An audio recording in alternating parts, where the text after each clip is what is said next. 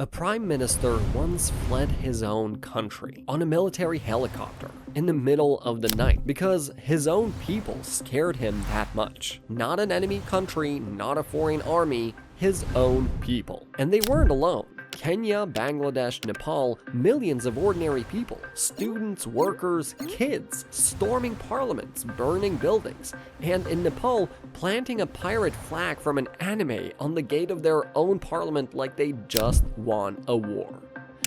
And yet, the system survived. So here's a question that should genuinely keep you up at night. If we've always had the numbers, why don't we ever really win? Here's what makes this so wild. Nepal has about 30 million people. Their parliament has 275 members. That's a ratio of roughly 109,000 people per politician. 109,000 to 1. If this were a movie, the 109,000 would win every time. The credits roll in like 10 minutes. Everyone goes home happy. Kenya, 55 million people, 416 MPs. Bangladesh, 170 million people, 350 seats in parliament. Everywhere you look, it's the same story. Millions of people being governed by a tiny, tiny group. And throughout history, those people get angry. They march, they burn things, they chant, they hashtag, they storm, they die. And yet the system just absorbs it, recovers, continues like it didn't even feel it. How? How? The answer isn't simple, but it's fascinating, and it starts with a rule that no one ever told you existed. In 1919, a German sociologist named Max Weber said something so clean, so ruthlessly accurate, that it's been haunting political science ever since. He said, "A government is defined by one thing and one thing only. Its monopoly on violence. Not the military, not the economy, not even the law. Violence. The exclusive right to use it." Think about what that means. If you hit your neighbor, you go to prison. If the police hit you, that's law enforcement. Same action, completely different outcome. Because the state decided who gets to use force and who doesn't. It's the most audacious group project in human history, honestly. Oh, we'll handle all the hitting, you just, don't. And here's the terrifying part. Every single tool a government uses to maintain power, the police, the army, the courts, the prisons, all of it traces back to that one thing. The legal right to hurt you if you don't comply. That's the foundation everything else is built on. And governments have had a very, very long time to build that foundation. Think about Tiananmen Square, 1989. Over 1 million Chinese citizens gathered in Beijing. Students, workers, ordinary people, demanding political reform. The whole world was watching. The government sent in the military, tanks rolled in, hundreds, possibly thousands were killed. The protest was crushed in a single night. 1 million people gone by morning. Not because the people weren't brave enough, but because on one side there were citizens with signs, and on the other side there was an army with a mandate. So when those Nepalese protesters stormed parliament, they weren't just fighting politicians. They were poking a machine that has spent centuries perfecting exactly one skill: the ability to respond to force with more force, and call it legitimate. That's wall number 1, but it's not even the most interesting one. Here's a question. If you knew a protest was happening tomorrow, a massive one, hundreds of thousands of people, and it was guaranteed to actually change something, would you go? Most of you said yes. Okay. Now, what if it wasn't guaranteed? What if you might get arrested? What if your family needed you? What if you thought, honestly, what if you die? Now, how many of you are going? This is called the free rider problem, and it is the silent killer of every mass movement that has ever existed. In 1965, an economist named Mansour Olson figured out something devastating. When the benefits of a group action are shared by everyone, the rational choice for each individual is to let someone else do the work. If the protest succeeds, you benefit whether you showed up or not. If it fails, at least you're not in jail. So you stay home, and so does your friend, and so does their cousin. And suddenly the mass movement is 300 people getting kettled by police in a parking lot. 42 of whom are journalists, and one guy who just wanted to find a pharmacy. And here's where it gets even darker. The bigger the group, the worse this problem gets.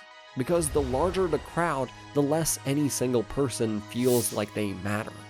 Your individual presence in a crowd of 1 million feels like nothing, so why risk it? Meanwhile, the government doesn't have this problem. The soldiers show up because not showing up means court-martial. The police come because that's their job and their paycheck. Nobody's calling in sick on riot day because they're just not feeling it. Compliance is baked in on one side, voluntary on the other. That's not a fair fight. But okay, let's say you solve the free rider thing. Let's say everyone agrees to show up. Everyone's angry, everyone's ready. You still have a problem. What exactly are you trying to do? Because overthrow the government is not a plan. It's a vibe, a strongly worded vibe, but still a vibe. Who takes over after? What does the new system look like? Who makes decisions during the chaos? Who do you trust? This is the coordination problem, and it has ended more revolutions than any army ever has. Think about it. A government, as terrible as it might be, is an organized machine. It has a chain of command, everyone knows their role. When the president says jump, the general knows to ask how high. A protest movement is the opposite. It's 1,000 people with 1,000 different ideas about what winning actually looks like.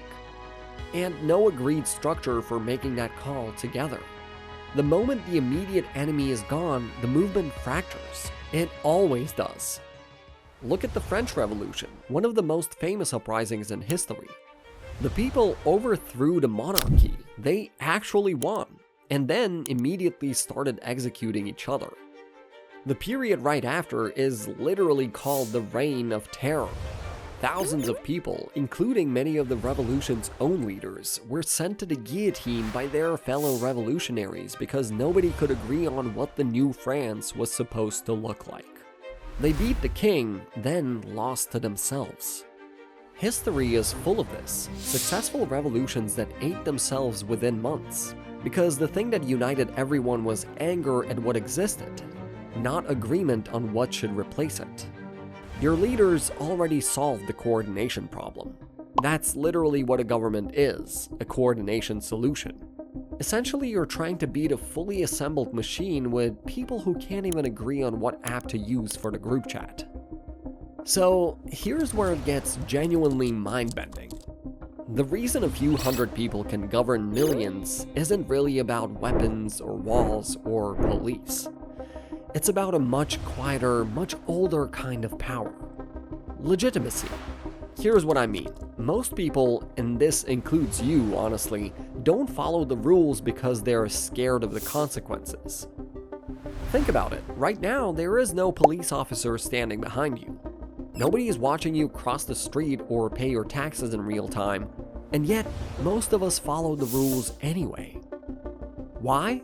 Because somewhere deep down, we've accepted that the system has some right to exist. We've internalized it. It just feels like the way things are, like gravity, like weather. You pay taxes not just because you'll go to prison if you don't, but because you've grown up in a world where paying taxes is just what adults do. You stop at a red light at 3 a.m. with no cars around because some part of you still believes the light has an authority over you. That's legitimacy, and it is the most powerful force in politics. More powerful than any army. Because here's the thing about armies, they're made of people too. A soldier is still a citizen. A police officer still has a family in the same neighborhood they're patrolling.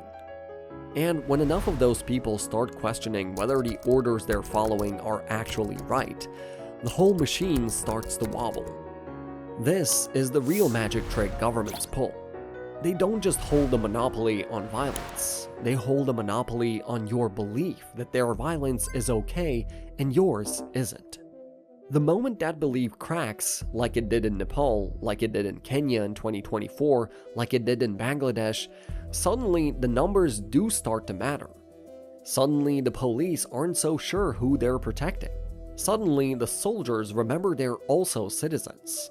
Suddenly the few hundred don't look so powerful anymore. Nepal's prime minister was gone within days. Kenya's finance bill was scrapped. Bangladesh's prime minister fled the country on a military helicopter. The numbers won because the belief broke first. So, can you overpower your leaders? Not with bodies alone, not with anger alone. The math was never the problem. The problem is the machine is designed to survive your anger. It's been refined over centuries specifically for that. But when enough people stop believing the machine is legitimate, when the people inside the machine start questioning it, that's when a few hundred can no longer hold back millions. That's when an anime flag ends up on the gate of a burning parliament. And that, honestly, is one of the most human things I've ever seen. Be bold, be soft, but above all, stay human. I'm Wi-Fi, stay connected.